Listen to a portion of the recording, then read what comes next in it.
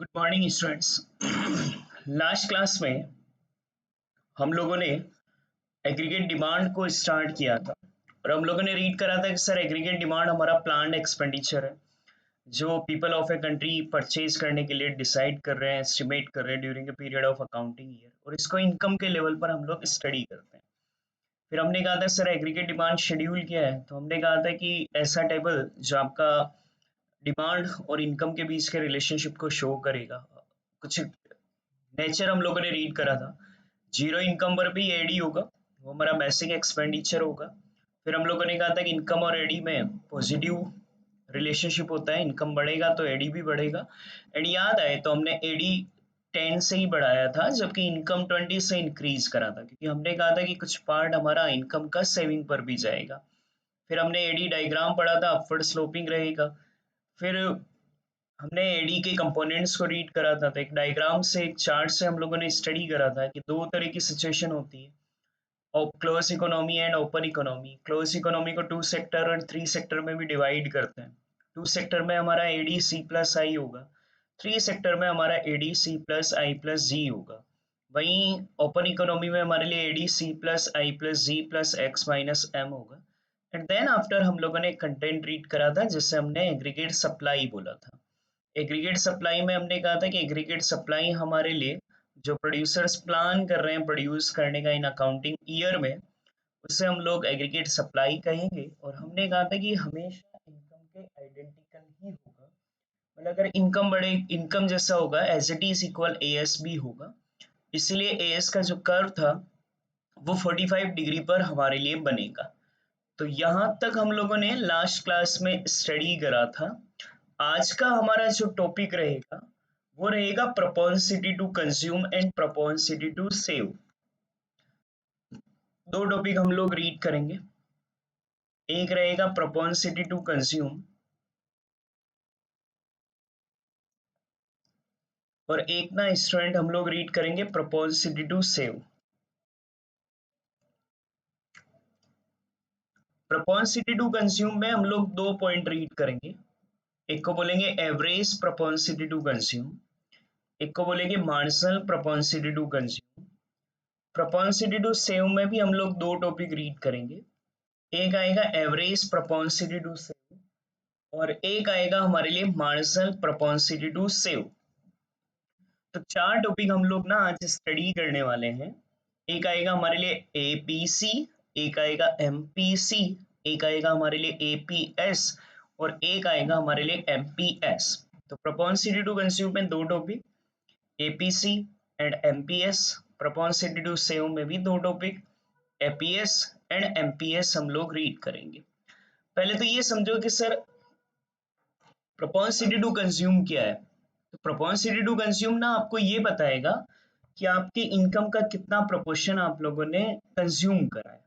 तो इनकम जितना भी हो ना उसमें से कितना प्रोपोर्शनेट आप लोगों ने उस इनकम में से कंज्यूम करा है, उसे हम लोग प्रोपेंसिटी टू कंज्यूम कहते हैं। देखो प्रोपेंसिटी टू कंज्यूम क्या बोला जाएगा, it refers to the proportion of income that is consumed. It refers to the proportion of income that is consumed. Income का वो प्रोपोर्शन जो हम लोगों ने कंज्यूम करा है, it refers to the proportion of income that is consumed, उसे propensity to consume कहेंगे।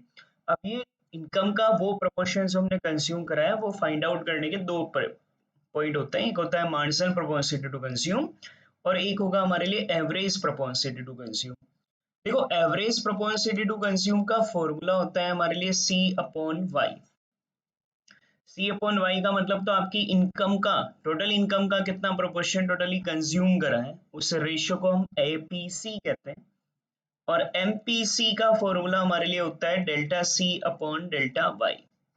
Delta C upon delta Y का मतलब हो गया ना, डेल्टा का मतलब हो जाता है एडिशनल चेंजेस।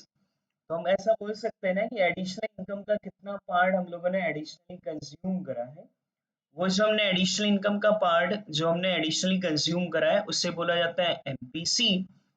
और टोटल इनकम का कितना पार्ट हम लोगों ने कंज्यूम करा है उससे हम लोग बोलते हैं एपीसी। तो दो टॉपिक है पहले एपीसी एंड एमपीसी। एपीसी का फॉर्मूला होगा हमारे लिए सी अपॉन वाई, जो तो ये रिप्रेजेंट करेगा कि इनकम का कितना पार्ट हम लोगों ने कंज्यूम करा है।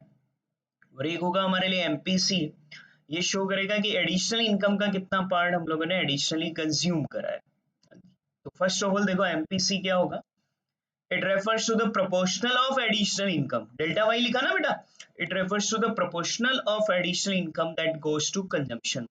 तो प्रोपोर्शनल ऑफ एडिशनल इनकम जो कि हम लोगों ने कंज्यूम करा है उसे हम लोग एमपीसी कहेंगे। It is measured as the ratio between additional consumption and additional income. इसको आप लोग additional consumption and additional income के रेशियो के रूप में मेजर करते हो, और इसका फॉर्मूला हम लोग एमपीसी का delta C upon delta Y लेते हैं। अब इसको हम लोग पहले एक टेबल से लर्न करते हैं कैसे क्या होता है। देखो इनकम हम लोग ले रहे हैं, मान लीजिए 0, 50, 100, 150। कंजम्पशन हमने लिया मान लीजिए 20, 60, 100, 140। देखो 0 पर भी कंजम्पशन होगा, इनकम बढ़ेगा तो कंजम्पशन भी बढ़ेगा, और इनकम अगर मैंने 50-50 से इंक्रीज करा है तो कंजम्पशन जस्ट हमने 40-40 से ही इंक्रीज करा है, क्योंकि पार्ट कुछ हमारे लिए सेविंग भी होगा। अब अगर मैं डेल्टा सी निकालू, मतलब चेंज इन कंजम्पशन, तो पहले बार तो चेंजेस नहीं निकल सकता, फिर 20 से 60 हुआ तो 40, अगेन 40, अगेन 40। डेल्टा वाई भी फर्स्ट पर तो नहीं निकल सकता, फिर हमारे लिए चेंजेस बेटा 50-50-50 का हो रहा है। अगर मैं प्रोपोर्शन निकालू ना बेटा इसका, तो उसे हम लोग एमपीसी कहेंगे, delta C upon delta Y. तो 40/50 करूंगा तो ये मेरे लिए 0.8, अगेन 40/50 करूंगा तो 0.8, अगेन 40/50 करूंगा तो ये भी मेरे लिए 0.8। इन द सेंस एडिशनल इनकम का 0.8 प्रोपोर्शन हम लोग कंज्यूम कर रहे हैं। मतलब अगर इनकम 1 रुपीज से इंक्रीज होगी तो हम कंजम्पशन 80 पैसे से इंक्रीज कर रहे हैं। इस प्रोपोर्शन को हम लोग एमपीसी कहते हैं। अब इसको वैसे तो पार्ट है नहीं आपके कि डायग्राम में भी इसको बताएं, लेकिन अगर आप डायग्राम में भी समझाना चाहें ना तो इसका एक्सप्लेनेशन बन सकता है। वो कुछ ऐसा है, सिर्फ आपके एक्स्ट्रा नॉलेज के लिए बता रहा हूँ, कि अगर हम लोग इसको डायग्राम में भी करना चाहें,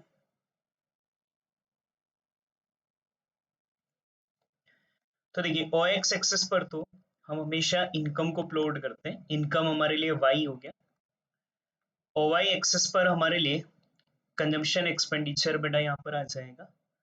इनकम हमारा 50, 100, 150, और ये हमारा 2020 का स्केल है। चलो 50 पर ही ले लो आप, एक बार कोई फर्क नहीं पड़ता, 50, 100 एंड 150 उसी हिसाब से प्लॉट कर देंगे। तो 0 का तो 20 पर,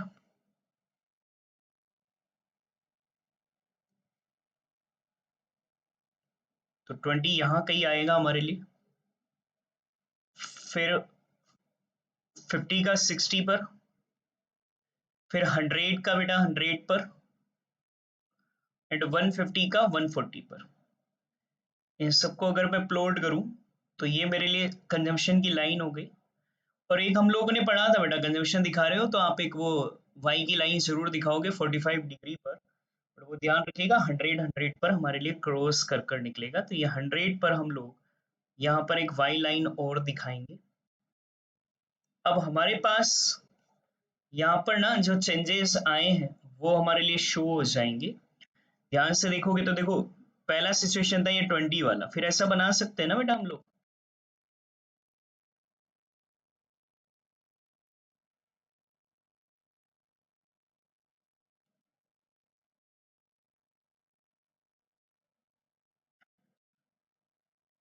तो ऐसा शो कर सकते हो ना, ये 50-60 हुआ, ये 100-100 हुआ, है ना, ये हुआ हमारे लिए 50 एंड 140 पर।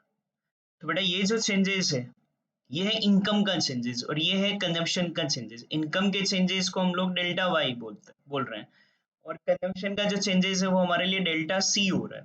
तो मैं यहाँ दिखा सकता हूँ ना, मेरा MPC equal to delta C upon delta Y. तो ये यूं कुछ आया ना,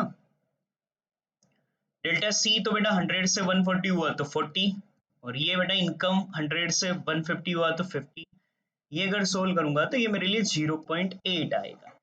तो एमपीसी को हम डायग्राम में भी शो कर सकते हैं। आपको एक चीज हमेशा ध्यान रखनी है कि एमपीसी जो होता है ना वो इक्वल टू होता है हमारे लिए स्लोप ऑफ कंजम्पशन लाइन। किसी भी डायग्राम का स्लोप का फॉर्मूला होता है change in Y axis upon change in X axis. Y axis पर हमने कंजम्पशन को प्लॉट किया है तो उसमें जो चेंज आया है वो डेल्टा सी है, और एक्स एक्सिस पर हमने इनकम को प्लॉट किया है उसमें जो चेंज आया है वो हमारे लिए डेल्टा वाई है। तो हमारे लिए एमपीसी का जो फॉर्मूला होगा वो delta C upon delta Y बन सकता है, इसलिए इसको स्लोप ऑफ सी लाइन कहते हैं। अब पॉइंट क्लियर है स्टूडेंट्स ना? अब आता है हमारे पास sir average proportionality to consume. तो देखो हमने अभी कहा था कि sir average proportionality to consume का हमारा फॉर्मूला होता है C upon Y. C upon Y का मतलब हमारे लिए इनकम का कितना पार्ट जो हम लोगों ने कंज्यूम करा है, तो it refers to the proportion of total income that goes to consumption, और हम लोग इसको रेशियो के रूप में मेजर करते हैं between total consumption and total income. अब वही अगर हम टेबल बनाएं वही वाई हमारे लिए 0, 50, 100, 150, सी हमारे लिए बेटा 20, 60, 100, 140।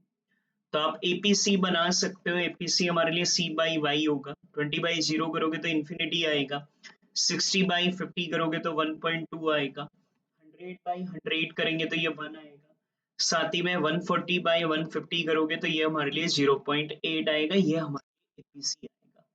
बेटा एपीसी के तीन नेचर होते हैं जो आपको ध्यान रखना है। एपीसी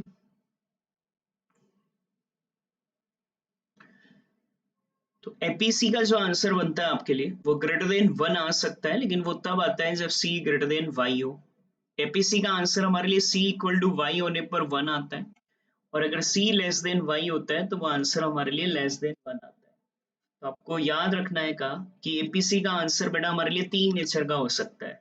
वो ग्रेटर देन 1 भी हो सकता है जब सी ग्रेटर देन वाई हो, इक्वल टू 1 भी हो सकता है जब सी इक्वल टू वाई हो, और वो लेस देन 1 भी हो सकता है जब हमारे लिए सी लेस देन वाई हो। अब इसको वैसे ये आप लोगों के लिए बिहेवियर बेटा एपीसी का, एपीसी हमारे लिए ग्रेटर देन 1 होगा जब सी ग्रेटर देन वाई हो, सी इक्वल टू वाई होगा तो एपीसी इक्वल टू 1 होगा, सी लेस देन वाई होगा तो एपीसी हमारे लिए लेस देन 1 हो जाएगा। ये आप लोगों का प्रोपोर्शनलिटी टू कंज्यूम, जैसे हमने प्रोपोर्शनलिटी टू कंज्यूम को रीड करा बिल्कुल वैसा ही हमारे लिए बनकर आता है proportionality to save. Proportionality to consume में तो हम लोगों ने कहा था it refers to the proportion of income that goes to consume। propensity to save में हम लोग कह रहे हैं it refers to the propensity to income that is save। Income का कितना प्रोपोर्शन हम लोगों ने सेव करा है उससे हम लोग propensity to save कहेंगे। propensity to save अगर हम लोग कहें तो वो दो टाइप का होता है, marginal propensity to save and average propensity to save। marginal propensity to save आपको याद आता है क्या? marginal propensity to consume का फॉर्मूला हमने delta C upon delta Y कहा था, तो एमपीएस का फॉर्मूला हमारे लिए delta S upon delta Y हो जाएगा। Delta S upon delta Y in the sense income का, एडिशनल इनकम का कितना प्रोपोर्शन आप लोगों ने एडिशनली सेव करा है उससे आप लोग मार्जिनल प्रोपोर्शनलिटी टू सेव कहोगे। It is measured as the ratio between additional income and additional saving के बीच का रेशियो के रूप में मेजर होता है।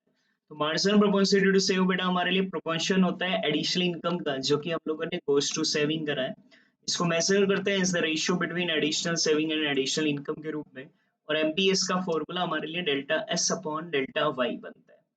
वही टेबल बना रहा हूँ। वाई लिया था हमने 0, 50, 100, 150।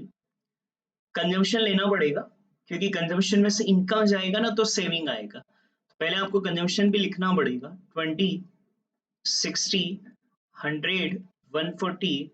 तो हम सेविंग निकाल सकते हैं y माइनस सी कर 0 - 20 करोगे -20, -10, 100 - 100 करोगे 0, एंड 150 माइनस 140, सॉरी 150 माइनस 140 करोगे तो ये 10 आ जाएगा।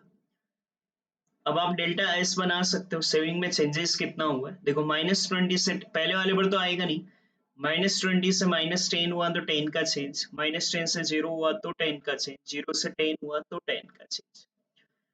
और डेल्टा वाई इनकम में चेंजेस अगर आप देखेंगे तो फर्स्ट पर तो आएगा नहीं, बट आगे 50 50 50 50 50 है, तो बेटा हम लोग यहाँ पर मार्जिनल प्रोपोर्शनलिटी टू सेव बना सकते हैं delta S upon delta Y.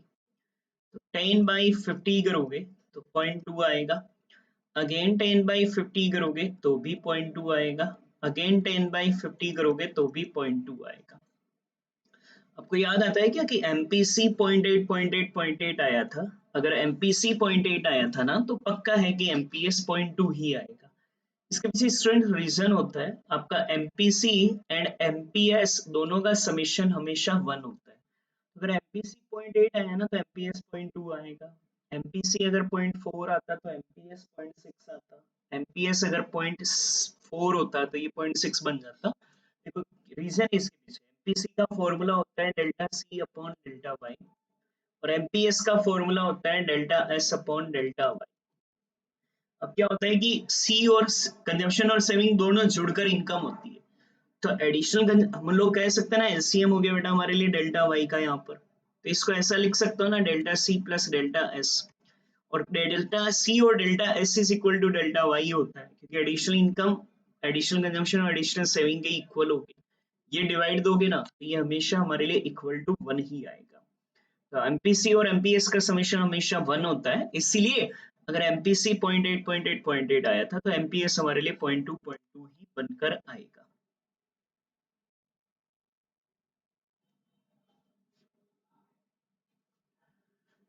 अब अगर हम इसका भी डायग्राम बनाना चाहें, जैसे अपन ने कहा था ना एमपीसी का डायग्राम बनाया था, और आपको याद है तो हमने कहा था कि स्लोप ऑफ कंजम्पशन लाइन हमेशा एमपीसी के बराबर होता है।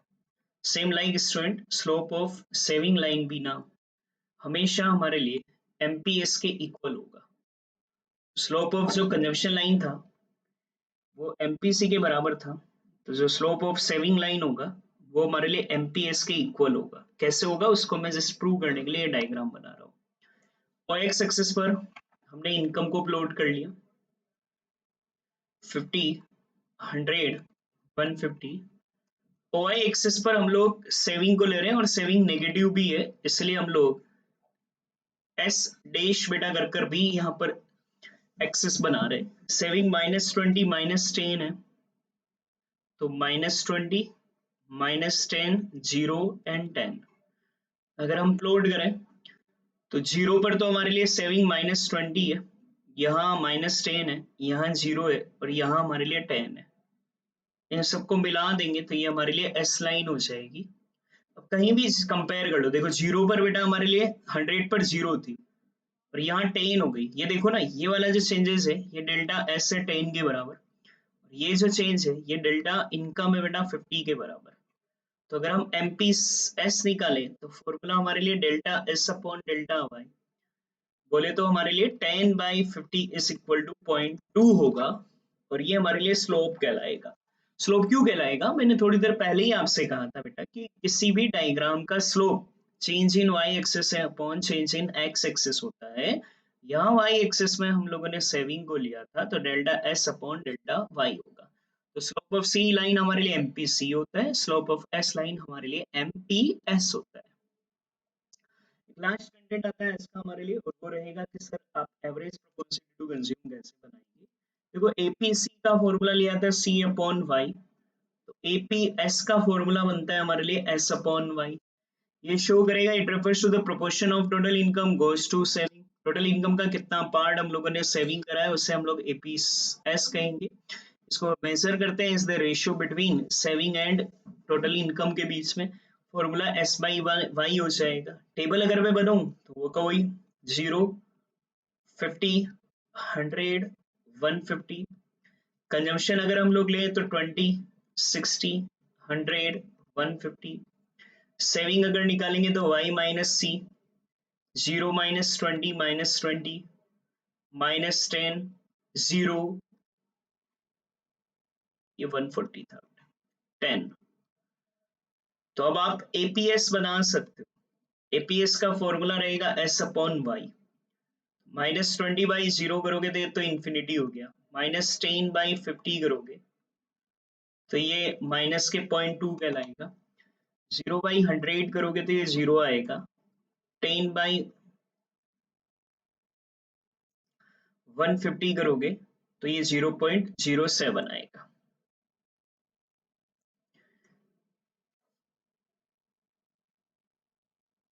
तो ये आपका एपीएस -0.2, 0 एंड 0.07। आपको याद आता है क्या, ए पी सी के 3 नेचर थे, पॉजिटिव भी हो सकता है, जीरो भी हो सकता है, नेगेटिव भी हो सकता है। तीन नेचर हमारे लिए आए थे एपीसी के। यहाँ देखो हमने बनाया था एपीसी, और एपीसी के तीन नेचर आए थे, पॉजिटिव भी, सॉरी एपीसी के हम लोगों ने बोला था बेटा ग्रेटर देन वन भी आ सकता है, इक्वल टू वन भी आ सकता है, लेस देन वन भी आ सकता है। बट एपीएस का जो नेचर है ना वो तीन आता है, वो या तो पॉजिटिव आता है, या हमारे लिए जीरो आता है, या नेगेटिव आता है। और वो नेगेटिव पॉजिटिव और जीरो कब आता है उसको समझिएगा, ध्यान से देखना यहाँ पर कंटेंट को अच्छे से बेटा। लॉजिक ये है, एपीएस से नेगेटिव तब आता है जब हमारा एपीसी ग्रेटर देन वन हो। एपीएस जीरो तब आता है जब एपीसी इक्वल टू वन हो। एपीएस हमारे लिए पॉजिटिव तब आता है जब एपीसी हमारे लिए लेस देन वन हो। तो अगर एपीसी ग्रेटर देन वन होगा, याद आता है यहाँ आंसर 1.2 था तो ये माइनस का 0.2 आया। अगर एपीसी यहाँ वन आया ना तो एपीएस आपका जीरो आएगा, और एपीसी यहाँ पर लेस देन वन 0.93 आया तो ये आंसर 0.07 बना। इसके पीछे भी रीजन होता है, और रीजन ये है कि एपीसी और एपीएस का जो समेशन होता है ना वो भी वन होता है। एपीसी हो गया S C by Y, APS हो गया S by Y equal to one आएगा। एलसीएम हो गया हमारे लिए वाई, तो ये यूं हुआ ना सी प्लस एस, और कंजम्पशन और सेविंग मिलकर भी वाई होता है तो वाई बाई वाई वन होगा। तो अगर ये 1.2 हुआ, दिमाग लगाओ ना, ये 1.2 हुआ ग्रेटर देन वन हुआ तो ये नेगेटिव आएगा, तो ही तो दोनों को जोड़ने पर वन आएगा। और ये अगर इक्वल टू ही वन आ गया तो ये जीरो होगा, तो ही तो जोड़ने पर वन आएगा। ये लेस देन वन हुआ तो ये पॉजिटिव फिगर होगा, तो ही जोड़ने पर वन आएगा। तो एपीएस के तीन बिहेवियर होते हैं। एपीएस, अगर एपीसी ग्रेटर देन वन है तो एपीएस नेगेटिव होगा, एपीसी इक्वल टू वन है तो एपीएस जीरो होगा, अगर एपीसी लेस देन वन है तो एपीएस हमारे लिए पॉजिटिव होगा। ये आपका चार कंटेंट, इनको आप आज प्रिपेयर करेंगे अच्छे से, जिसमें MPC, MPS, APC and APS हमारे लिए रहेगा। रिमेनिंग हम लोग स्टूडेंट्स कल करेंगे।